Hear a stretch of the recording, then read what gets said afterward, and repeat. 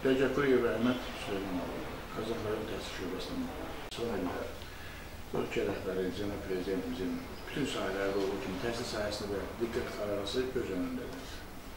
Azərbaycanın, mən deyirəm, bütün rayonlarında Sovet dövründən qalma məktəblərin demək olar ki, əksəriyyəti ya yenidən tikilir, ya əsas şəkildə təmin olunur. O cümlədən Qazax rayonunda da son 10 ildə 19 məktəbimiz yenidən tikilib istifadəyə verilmişdir.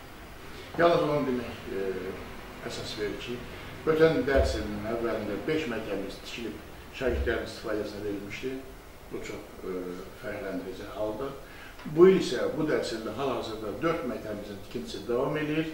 İnşallah yeni dərs ilindən istifadəyə veriləcəkdir. Son bir ildə onu demək istəyirəm ki, cənab prezidentin sərəncamı ilə yaranmış ilin məktəbi, ilin müəllimi müsabiqəsi keçirilmişdir və bu müsabiqələrin hər ikisində bizim rayonun təmsilçiləri qalib gəliblər. Bir məktəbimiz ilin məktəbi müsabiqəsinin qalib olub şəhər 1 saylı tam orta məktəbi. 2 nəfər müəllimimiz şəhər 3 saylı və Çaylı kənd 1 saylı tam orta məktəbi müəllimləri, bir biologiya müəllimidir, bir İşarlı xanım, bir Tahirə müəllimə Çaylı 1 saylı tam orta məktəbinin xarici dil müəllimidir. İlin müəllim müsabiqəsinin qalib olmuşlar. Bundan başqa Olimpiya qalibimiz var Respublikada. İdman yarışlarının qalibi var. Lap yalnız onu demək kifayətdir ki, bir həftə, 10 gün bundan əvvəl bir şagirdimiz Avropa çempionu sərbəst güləş üzrə. İnşa müsabiqəsinin qalibləri olanlarımız var, özü şeir yazan müsabiqəsində var. Ayrı-ayrı nominasiyalar üzrə həmin müsabiqələrin qalibi olan şagirdlərimizdir. Heydər Əliyev İrsinin aşılanması istiqamətində çox işlər görülür. Bununla bağlı təhsil şöbəsində tədbirlər kullanılır, komissiyalar. İdman yarışları, inşa müsabiqəsi, ayrı-ayrı məktəblərlə görüşlər, konferans keçirmişik və bundan əlavə rayonda yerləşən çox möhtəşəm Heydər Əliyev mərkəzi var və həmin mərkəzdə rayonun bütün məktəblərinin, buraxılış hissələrinin şagirdləri Təhsil Nazirliyi tərəfindən göndərilmiş sənədlər əsasında və bizim şöbənin nəzdində təşkil olunmuş ayrı-ayrı qabaqcıl tarix müəllimlərinin iştirakı ilə Heydər Əliyev İrsinin daha dərindən öyrənmək üçün hər bir sinif üçün 2 saat orada məşğələ keçmişik və həmin məşğələ yerinə düşdü. Sabah axırıncı gündür. Deməli, həmin məşğələlər tam yekunlaşır və bunlara görə məlumat vermişik. Bütün məktəblərdə görüşlər təşkil olunub, görüşlər keçirilib və bu iş təbliğ olunmaqda davam edir. Bəli, sağ olsun, təşəkkürümüzü bildiririk cənab prezidentə də, cənab nazirə də. Son illər tikilən məktəblərin hər birinin maddi deyilən ki, bazasının yaxşıdır, təmin olunur. Bundan başqa, yeni tikiləcək, əsaslı şəkildə təmin olunacaq məktəblərin də maddi deyilən ki, baza ilə təmin olunması üçün bütün tədbirlər görülür. Və məktəblərimizə dərsliklə təminat var, əyani texniki vasitələrin təminatı var, bəlkə inventarlar bu günlərdə alınıb məktəblərə paylanılıbdır. Demək olar ki, mən hesab edirəm, inşallah üzümüzə gələn illərdə biz artıq fikirləşəcək ki, problem axtaraq. Hasının nəyə ehtiyacı var? İndiyə kimi ayrıca uşaqların oturmağının partası, stol, müəllimlər otağında nələrsə çatışmırdı inventarlar. İndi hamısı demək olar ki, tam təmin olunubdur. Gələn illərdə çalışacaq ki, daha yeni texnologiya ilə bağlı tədbirlər görürsün ki, məktəblər həmin texnologiya ilə tətbiq olunsun. Bu günləri Qazax təhsilində kadr çatışmazlığı varmı? Kadr çatışmazlığı deyəndə təbii ki, bu nəsillərin dəyişməsi prosesi gedir. Yeni fənn kurikulumla bağlı islahatlar gedir. Nazirin 21 aprel tarixli əmrindən, cənab nazirinin əmrinə əsasən o ehtiyaclarla bağlı Qazax rayon təhsil şöbəsi də məlumat vermişik. 10 məktəbdə, daha doğrusu 10 müəllim üçün vakant yer müəyyən eləmişik ki, həmin vakant yerlərə yəqin ki, imtahan verib, o müəllimlərin işə qəbul qaydalarına uyğun olaraq kimləsə gəlib işləyəcəklər.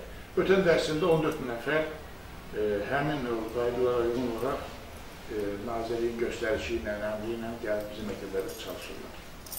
Kəndlərdə səyyarı görüşlər təşkil edirsiniz ümumiyyətlə? Təbii ki, Nazirliyin tərəfindən verilən hər bir məktub, ümumiyyətlə, təlimat vaxtaşırı olaraq kollektivlərə çatdırılır. Kəndlərdə olunur, kollektivlərdə olunur, görüşlər keçirilir. Orada müəllim kollektivində, valideynlərində, hələ şagird kollektivində fikrini dinləmək maraqlıdır. Onlarla görüş keçirərək ortaya çıxan, cüzi də olsa, hər bir xırda problemlər yerinə gəlir. Qarşıda duran vəzifələr? Təbii, qarşıda duran vəzifələr çoxdur, arzularımız çoxdur. Bugün bizim işimiz, vəzifəmiz gənc nəslinin tərbiyəsi ilə məşğul olmaqdır. Onları daha yaxşı nailiyyətlərini qazanmaq üçün əlimizə gələn nəsil gəlməyə çalışırıq. Son 5-6 ildə demək ki, hər il nəticəmiz ötən ildən daha yaxşı olur. Hər il müqayisə şəkildə bunu vermişik. Ali məktəbə istər qəbulun nəticələri, istər ayrı-ayrı fənlərdə iştirak. Ümumiyyətlə, belə deyək ki, nəticəmiz nə qədər yaxşı olsa da biz bununla kifayətlənmək istəmirik. Bu azad ölkənin bugünkü günü, bu dünya çapında özünə yer eləmiş bir ölkənin azad vətəndaşlarının daha yaxşı təlim tərbiyəsindən məşğul olmaq bizim vəzifəmizdir. Mən ancaq arzulayıram ki, bizim bu itirilmiş torpaqlar qayıtsın, şagirdlərimizin bu vətənpərvərlik ruhunda tərbiyə alsınlar. O torpaqlarının yağı düşman deyirlər, elə deyil, onlar düşman nə yağısı filanı yoxdur. Hər bir böyüyən insan, bu fərq, mən istəyirəm ölkəmizə layiq vətəndaş kimi böyüsün. Qazax rayonlar arası ruh xəstəxanasının baş həkimi Mansur Ramiz Dursunov. Mən deyərdim ki, mən may ayının 23-də 35 ildir işləyirəm. Son dövrlər olan nailiyyətlər, son dövrlərdə göstərilən qayğı demək olar ki, çox yüksək səviyyədədir. Çox yüksək. Həm dərman təminatında, həm yumşaq inventar təminatında, həm təmir məsələlərində, xəstəxanada gedən təmirdə. Bax, bütün bu sahələrdə xəstələrə olan diqqət və qayğı çox demək olar ki, yaxşı vəziyyətdədir. Qarşıda hal-hazırda bu dəqiqə təmir gedir. Birinci mərtəbənin təmiri demək olar ki, başa çatıb. İkinci mərtəbənin təmiri davam edir hal-hazırda. Demək olar ki, ikinci mərtəbədə bir otağımız qalıb təmir olunmuş. Sonra çalışırıq gündən günə xəstələrə göstərilən qayğını, onların şəraitini yaxşılaşdırır. Tibbi personal təbii ki, bizim xəstələrin spesifikası başqa xəstələrdən seçilir. Gərək onlara biz qayğı ilə yanaşaq. Elə xəstələr var ki, tamamilə sahibsizdir. Elə xəstələr var ki, sahiblər onlarla maraqlanmır. Elə xəstəmiz olub ki, vəziyyəti yaxşı olanda son zamanlar istəyirik, buraxaq. Gəliblər, dəvət eləmişik ki, xəstənin vəziyyəti yaxşıdır, götürür, var. İnanın ki, qaçıb gediblər. Bax, elə valideynlər var. Mən, bax, elə bu Novruz bayramında. Rayonun mədəniyyət evindən ansambl gətirdik. Çaldılar, oynadılar, oxudular. Onlara çox belə mənəvi cəhətdən ruhi qida verir belə şeylər. Və belə şeyləri mütəmadi bundan sonra dinləyirik. Gənc nəslə arzulayardım ki, Allah belə xəstələrin sayını nə qədər az eləsə, o qədər yaxşı olur. İşğal altında olan torpaqlarımıza nə arzulayır? O bizim bu dəqiqə ən böyük yararlı yerimizdir. Allah köməyimiz olsun. Şu torpaqları qaytara bilək. Bu bütün hər bir Azərbaycanın həyatdan böyük arzusudur.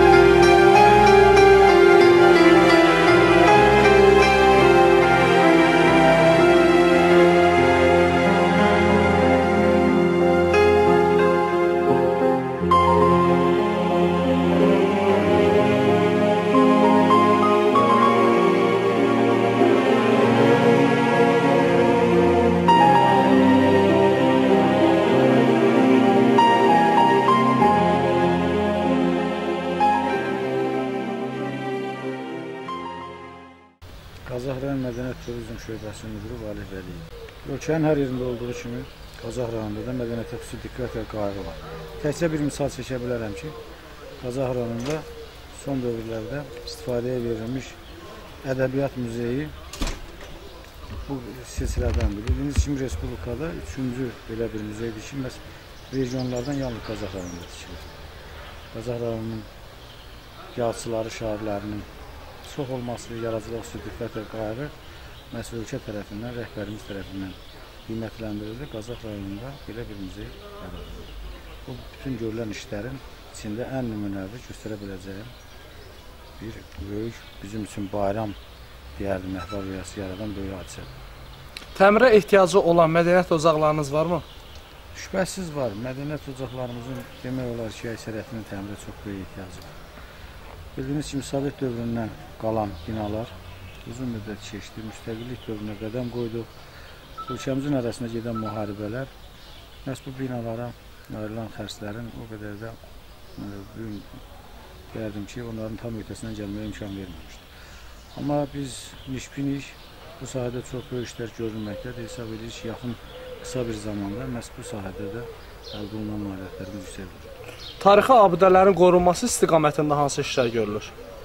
Tarixi abidələrimiz Qazax rayonunda ümumiyyətlə tarixi abidələr demək olar ki, çoxdur. Dövlət qeydiyyatına götürülmüş 112 tarixi abidəmiz var. Onun ilə 3-ü dünya əhəmiyyətli abidədir və bu sahədə də xüsusi diqqət və qayğı var. Bizim tərəfimizdən 13 abidə mühafizəçisi mütəmadi olaraq bu abidələrin qorunması ilə məşğul olur.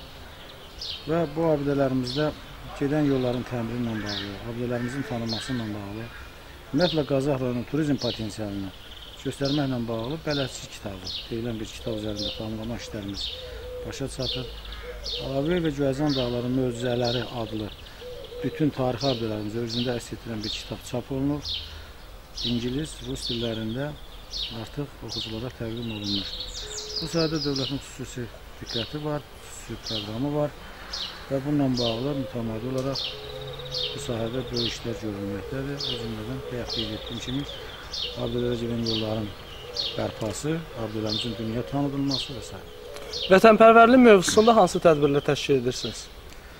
Şübhəsiz vətənpərvərlik mövzusu bizim üçün ən əsas məsələlərdən biridir. Bizim musiqi məktəblərində oxuyan şagirdlərimizin mütəmadi olaraq müsabiqələri keçilir. Bu müsabiqələrdə məhz vətənpərvərlik mövzusunda olan mahnılara xüsusi yer verilir. Dövlət rəsm qalereyamız var. O qalereyada gənclərimizin vətənpərvərlik istiqamətində, müharibə istiqamətində o sahəni əhatə edən xüsusi müsabiqələrimiz keçirilməkdədir. Sizə söyleyeyim ki, Qazax rayonu ziyalı bir rayon olduğuna görə kifayət qədər bizim kadrlarımız var. Hətta növbədə dayanan kadrlarımız var. Hətta turizm sahəsi üzrə, kitabxana sahəsi üzrə, muzey işi üzrə. Bu dəqiqə Mədəniyyət Turizm Şöbəsində 30-a qədər iş gözləyən, növbədə duran kadrlarımız gözləyirlər işi. Prezidentimizin hədiyyə kitabları gəlməkdədir.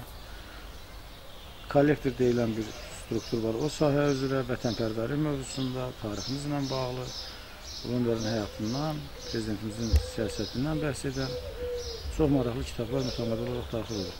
Məsələn, bizim böyük bir kitab bayramı qeyd edildi.